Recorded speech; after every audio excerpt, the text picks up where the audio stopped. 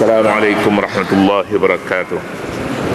Bismillahirrahmanirrahim. Alhamdulillahirabbil alamin wassalatu wassalamu ala asyrafil mursalin Sayyidina Muhammadin wa ala alihi wa sahbihi ajma'in. Pagi ini kita baca ayat 73. A'udzu billahi minasyaitonir rajim. Bismillahirrahmanirrahim.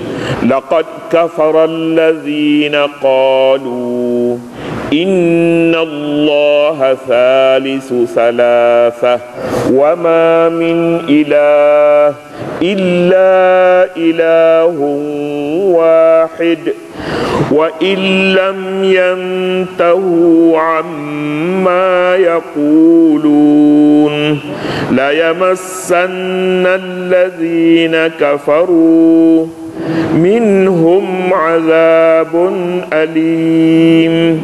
Sadaqallahul azim. Laqad kafara allazina qalu innallaha thalithu thalathah. Demi sesungguhnya telah kafirlah orang-orang yang berkata bahawa Allah itu ialah salah satu dari tiga Tuhan. Wa ma min ilahin illa ilahun wahid. Padahal tiada Tuhan yang sebenar-benarnya melainkan Tuhan yang Maha Esa. Wa illam yantahu amma yaqulun. Dan jika mereka tidak berhenti dari apa yang mereka katakan itu, la yamassanna allazina kafaru minhum azabun alim. Sudah tentu orang-orang yang kafir di antara mereka akan dikenakan azab yang tidak terperi sakitnya. Ayat masih lagi berbicara tentang penyelewengan akidah Masihi, akidah orang Nasara. Selepas daripada membicarakan penyelewengan akidah Yahudi, ayat sebelum ni menyatakan akidah Nasara ini menyeleweng kerana mereka mengatakan Isa itu Tuhan. Padahal Isa bukan Tuhan. Isa tidak Tuhan. Mereka katakan innallaha huwal masih ibnu Maryam. Nabi Isa sendiri melepaskan dirinya, tidak mengaku bahawa dia Tuhan. Sebaliknya meminta umatnya supaya menyembah Allah Tuhannya dan Tuhan bagi semua. Rabbi wa rabbakum, Tuhan aku dan Tuhan kamu semua. Satu menyeleweng. Kemudian kalangan Masihi juga ada yang menyeleweng. Mereka katakan Tuhan itu tiga uknum, tiga unsur ataupun disebutnya Trinity, tiga.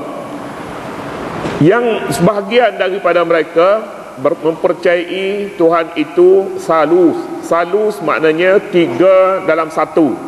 Tapi mereka tidak kata tiga dalam satu, mereka katanya Trinity. Tapi untuk memahami Trinity itulah tiga dalam satu.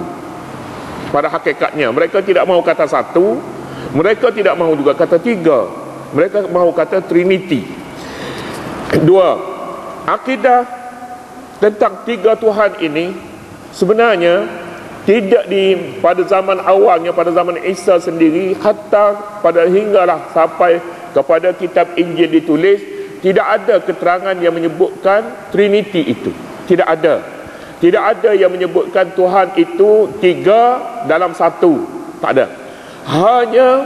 Hanya apabila akidah mereka ini berhadapan dengan akidah beberapa agama lain, lalu mereka menyatakan bahawa konsep Tuhan mereka ialah Isa Tuhan, dalam arti kata yang kita katanya taslis inilah yang dipertahankan sampai kepada sekarang ini. Dalam kajian menyebutkan satu kumpulan di dalam Nasara ini namanya kumpulan Ya'aqibah. Satu kumpulan, mereka ini yang mula-mula sekali menyatakan taslis ini. Dia yang mula-mula, kemudian diikuti sampai kepada hari ini oleh para padri, qissisnya, dan hinggalah seolah-olah menjadi satu kata sepakat tentang taslis. Sama ada mereka katakan Isa itu Tuhan ataupun Isa itu tiga dalam satu, kedua-duanya kafir. Sebab kedua-dua fahaman ini mahu mensempadankan Tuhan. Itu di sini duduknya. Mensempadankan Tuhan, mensempadankan keagungan Allah dengan menyerupakan makhluk. Makhluk mempunyai sempadan.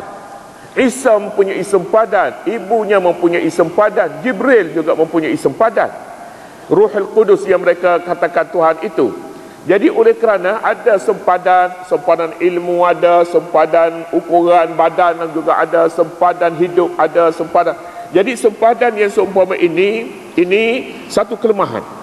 Satu kelemahan pada Isa, dia ada sempadannya. Quran menyatakan sempadannya ialah kelemahannya dia ada makan. Dia makan, dia minum. Jadi bila dia makan, dia minum, tidak layak jadi Tuhan. Dia mempunyai sempadan pada umurnya, tidak layak. Jadi banyak sempadan, sedangkan keagungan Allah Subhanahu Wa Taala tidak mempunyai sempadan padanya. Keagungannya adalah mutlak. Oleh kerana itu akidah Masihi salah. Malah akidah umat Islam juga, jika mereka mempercayai sebahagian daripada pemujaan gurunya, guru mempunyai keagungan sama dengan keagungan yang diberi kepada Allah. Meminta syafaat daripada gurunya, guru menjadikan gurunya itu melebihi mengatasi segala-galanya, tahu kau yang gaib, umpamanya tahu tentang tarikh kiamat, tahu daripada mana, di mana duduknya barang hilang itu, boleh disifatkan pula orang yang mencuri barang itu dengan sifat-sifat yang begitu tepat. Ini namanya pemujaan. Pemujaan ini sama dengan yang dipuja kepada Allah Subhanahu Wa Taala. Artinya dia mensempadankan Tuhannya itu, menjadikan makhluk sebagai Tuhan. Makhluk yang mempunyai keterbatasan pada semua perkara, keterbatasan pada hidupnya, pada ilmunya, pada gerak-gerinya terbatas, maka namanya syirik. Ini yang diakui syirik di dalam akidah. Ada yang menjadi khilaf di dalam akidah ini yang tak sepatutnya khilaf, iaitulah kepercayaan dan dalam setengah ajaran tasawuf bahawa Nabi Muhammad itu qadim. Nabi Muhammad qadim? Ya, Nabi Muhammad qadim. Bagaimana Nabi Muhammad qadim yang mereka mahukan? Mereka ingin mengatakan bahawa falsafah pun susah juga kita nak faham. Kita cuba memahami wahdatul wujud. Saya sebut dah dahulu, tapi saya faham, saya yakin, saya merasakan ada orang tak berapa faham lagi. Kita ulang banyak kali, boleh fahamlah. Konsep wahdatul wujud ini begini. Dia satu konsep bertolak daripada Allah Subhanahu Wa Taala itu berilmu. Itu sudah disepakati.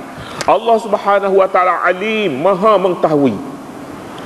Bila Allah maha mengetahui, Tuhan berhak maha mengetahui, tidak akan cukup pengetahuan itu jika orang tak tahu bahawa dia ada. Jika tidak ada pihak yang tahu bahawa dia ada. Ilmu Tuhan qadim, tidak ada dahulu, tidak ada permulaan bagi adanya Tuhan, dan tidak ada permulaan bagi adanya ilmu Tuhan. Ilmu Tuhan qadim juga. Tidak didahului oleh sesiapa pun. Jadi kalau begitu, Tuhan nak beritahu bahawa dia ada dan dia berilmu. Macam mana nak buat? Macam mana nak fikir dari sudut falsafahnya? Tuhan nak beritahu bahawa dia ada, sedangkan pada ketika itu tak ada orang lagi yang tahu dia ada, sebab tak ada makhluk. Makhluk semuanya hadis, tidak ada permulaan bagi ada. Tuhan saja yang tidak ada permulaan bagi ada, makhluk tak ada. Makhluk mesti ada Adam, ada sebelum itu, tak ada terlebih dahulu. Tak ada. Kemudian Tuhan jadikan sesuatu bagi mengetahui, bagi memberitahu bahawa dia ada, bahawa dia berilmu. Dia jadikan benda. Dia jadikan daripada apa? Kalau sebelum daripada adanya Tuhan tak ada sesuatu. Sebelum daripada ada Tuhan tak ada sesuatu, kemudian Tuhan jadikan sesuatu untuk memberitahu bahawa dia ada. Sesuatu yang dijadikan itu tentulah daripada dia, daripada Tuhan juga. Kalau tidak, macam mana pulanya dia nak jadikan benda yang tak ada? Dia jadikan benda itu memangnya daripada ada. Daripada apa yang dia jadikan itu? Daripada dirinya sendiri. Ini falsafah, ini syiriknya di sini. Di sini duduknya. Tapi akal kita, ya, kita kata betul lah. Macam mana nak Tuhan nak jadi daripada sesuatu yang tak ada? Tuhan jadikan sesuatu itu daripada benda yang sehingga jadi ada. Jadi sehingga jadi ada, maknanya Tuhan jadi daripada dirinya sendiri. Kalau jadi daripada dirinya sendiri, mana ada yang lebih mulia, lebih tinggi daripada Nabi Muhammad? Jadi dia ni jadi Nabi Muhammad. Nabi Muhammad itu yang dijadikan daripada diri dia sendiri untuk menyatakan bahawa Tuhan ada. Siapa yang menyaksikan? Muhammad ni menyaksikan Tuhan ada, menyaksikan Tuhan berilmu. Jadi Muhammad itu qadim. Bukan Muhammad jalan ni, tidak, tapi Muhammad yang dijadikan namanya Nur Muhammad. Nur Muhammad ini pula diheret punya, ditarik panjang-panjang pula laginya. Segala yang ada ni daripada Nur Muhammad. Nur Muhammad segala ada ni, alam langit, alam bumi. Sebab ini kejadian yang pertama. Nur Muhammad ni kejadian yang pertama yang dijadikan daripada Allah. Sebenarnya begitu. Namanya Nur Muhammad. Bukan Muhammad, Nur Muhammad. Nur Muhammad qadim. Di sini pula. Bila Nur Muhammad ni qadim, maknanya syirik dan syirik. Syirik macam mana pulanya? Tuhan, ada lagi satu Tuhan namanya Nur Muhammad. Dan Nabi Muhammad ini sebenarnya daripada Nur itu. Nur. Di sini terbit selawatnya. Di sini terbit selawat. Selawat macam Allahumma salli ala Nuril Anwar. Nuril Anwar. Pasal apa tak kata ala Sayyidina Muhammad saja? Pasal apa tak kata Nuril Anwar, Wasril Asrar, wa Triyaqil Aghyar, wa Miftahi Babil Yasar, Sayyidina Muhammadin Al-Mukhtar, wa alihi al-athhar, adada ni'amillahi wa ifdalih. Setengah selawat dia orang baca besar ni, fadilat ni, selawat ni. Anak saya yang kedua tu dia lahir tuk bidan dianya Hospital Al-Arqam di dekat Gombak tu. Gombak. Jadi dia ada surau kat situ, saya pergilah. Mula-mula saya dengarnya selawat ni di situ. Dia jumpa Pak Arqam. Pak Arqam. Saya dengar lari dah sikitlah. Lari dah, tapi anak kita bersalin kat dia tu tak apalah. Pada tu saya kata tak jadi ni, mesti ni ada sesuatu ni. Ada sesuatu. Saya cuba nak mendalami. Saya tanya Pak Syekh Arqam, Pak Syekh Sa'ari waktu di Labuan, saya tanya. Dia kata dia pun tak tahu. Dia pun tak tahu. Dia kata kalau begitu terima kasihlah Ustaz beritahu kepada kami. Tak ada, dia kata kita tak amal dah. Tak amal dah. Jadi kalau tak tahu, tak tahu, maaflah pasal tak tahu. Tapi kalau tahu, dia implikasinya cukup besar di sebalik ni. Di sebalik Allahumma salli ala Nuril Anwar Wasril Asrar. Tapi saya percaya ramai orang tak faham. Dia baca saja selawat, dia kata kefadilatnya besar-besar. Hakikatnya mengakui bahawa Nabi Muhammad itu qadim bila sebut Nuril Anwar. Qadim ni layak bagi Allah Subhanahu wa taala saja. Manusia, makhluk mesti disempadankan dengan hadis. Hadis tidak ada pendahuluan bagi wujudnya. Bagi wujudnya begitu. Sama banyak lagi lah hak selawat, hak berzanji yang saya sebutkan dulunya pun macam ni juga ni, dia ada benda ni. Dia ada perkara ni di sebalik itu. Tapi perkara ni dia sudah sebati mendalam dalam kitab mana-mana pun ada menyebutkan begitu. Jadi tak boleh usik. Tak boleh usik. Kalau kita usik banyak-banyak sangat, kitab habis kena bakar. Kata macam tu. Tak boleh lah. Tak boleh. Jadi kalau orang dah diam, kita boleh cakap pasal orang dah diam. Tapi kalau orang nak bising, kita jangan. Pasal apa? Pasalnya kita runtuh habis. Bila struktur yang ada ni runtuh, bila runtuh dia masuk hak luar lagi lebih murtad lagi daripada yang sedia ada. Saya memahami begitu. Sebab tu tak boleh usik. Kita pun bukan buku sangat Islam ni, orang Islam di sini. Tak boleh, banyak perkara yang tak boleh usik. Kalau usik dia runtuh, dia terbang angin habis. Terbang. Sebab itulah saya tak suka fiqhul ikhtilaf ni. Ikhtilaf sama-sama kita ni ikhtilaf dalam perkara ibadat. Tak suka. Pasal apa menjadikan ikatan yang kemah longgar. Bila longgar, mereka tidak mempunyai tempat yang nak bergantung. Bila tak ada tempat yang nak bergantung, mari banjir dia habis, dia bawa lari. Dia bawa lari. Hak dia pun bawa lari, hak baru pun bawa lari. Jadi dengan itu kita mahukan fiqh iktilaf, fiqh serasi, kasih sayang, mesra di antara kita. Tak ada fiqh yang boleh menjauh hati antara satu dengan lain. Kepahaman dalam perkara ibadat terutama sekali. Dalam perkara ibadat kita patut-patut, sebab perkara ibadat ni kita bertemu dalam masjid. Perkara hukum kita bertemu di mahkamah. Mahkamah dah tetap dah peraturan dia. Tapi perkara dalam masjid, tak payahlah kita berbeza banyak-banyak. Kerana kalau kita berbeza, dia pergi mendalam, mesti ada salah satu daripadanya yang dibuang. Bila salah satu yang dibuang, kita tidak tertanggung untuk dibuang itu. Betul lah, syirik itu syirik lah. Syirik itu syirik lah, tapi perlu kepada suatu kepahaman yang mendalam terlebih dahulu, kemudian baru kita pergi di sini tempat duduknya. Jadi wahdatul wujud ini satu akidah yang salah. Tapi nak sentuh tak boleh, nak kait tak boleh, dia nak cabut tak boleh. Bila cabut dia runtuh. runtuh akidah. Runtuh akidah.